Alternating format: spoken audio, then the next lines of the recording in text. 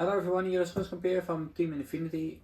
Today in this video I want to talk about the Infinity IF15-2 and I want to show you how I fix my servo and my battery on the radio tray, but in a way that it really helps your CG of the car.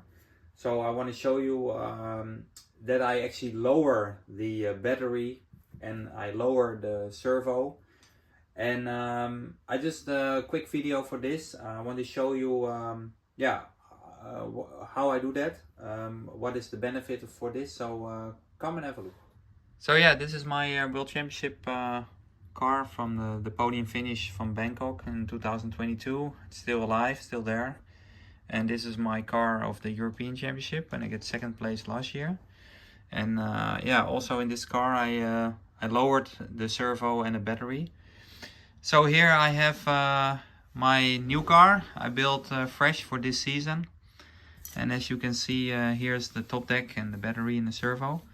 So I will show you how I fix the servo first. So yeah, if you follow the manual, it also tells you in the manual that you have to put some shims under the servo.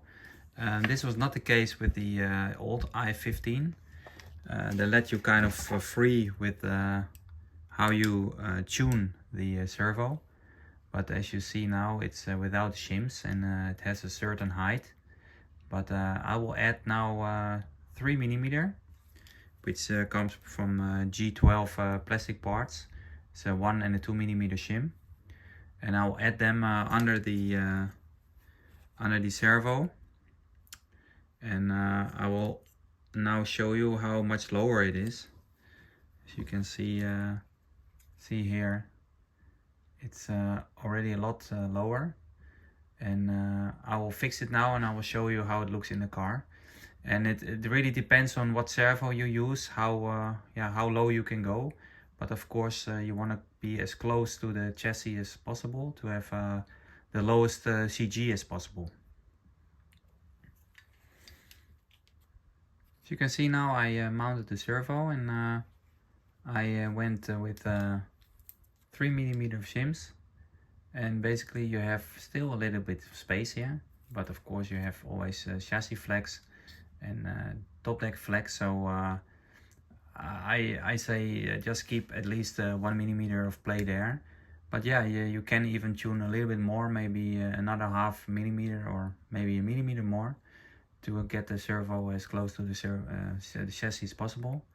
But at least it's a lot lower than it was. Again, it depends on the servo you use.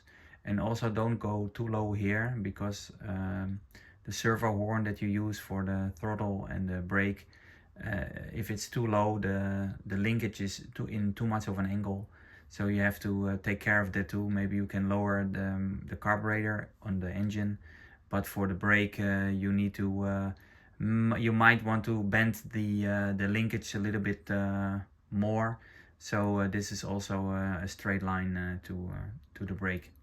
But yeah, so at least with the servo lower, it will help the overall CG a lot. So that's how I do that.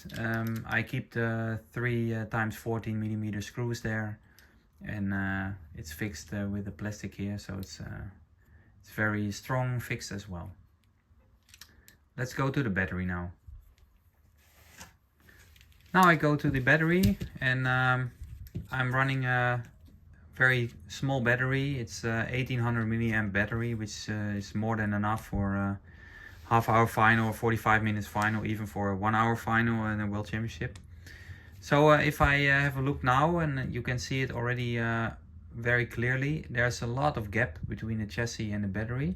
So if you want to lower the weight and lower your CG of the car, you can add quite some shims underneath the battery holder, the plastic piece, and the top deck. So yeah, I will measure how much this is, but I think it's about 5 or 6mm. You can lower it. So this for sure helps a lot the CG of the car. So I will do that now. Now I mounted the battery, and I added a 4mm shim under the battery plate, and I used a 10mm screw. And as you can see now, battery is much lower. Still not touch the chassis, but it's close to the chassis. So this was with a 4mm, but of course it depends really on the thickness of your battery. But at least you understand the idea what I have to lower your CG of the car and shim it out as low as you can. So yeah, this is how I do it. Okay, this was my video about the IF15-2 and lower your CG. Yeah, I think these are small things, of course, but it can have a big impact on the car and the car behavior. So I think it's a good idea. So see it for yourself if it works for you. Thank you again for watching, and see you next time.